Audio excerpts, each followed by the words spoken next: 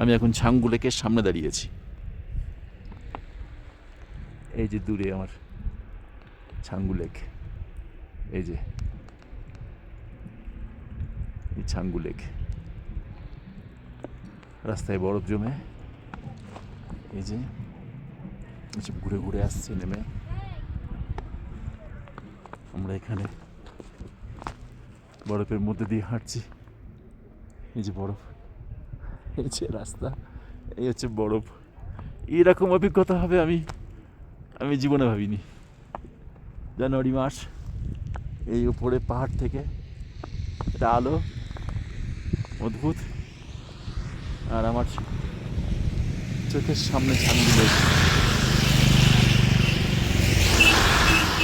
অদ্ভুত অদ্ভুত প্রকৃতি, অদ্ভুত তার অবদান আমাদের প্রকৃতির উপরে।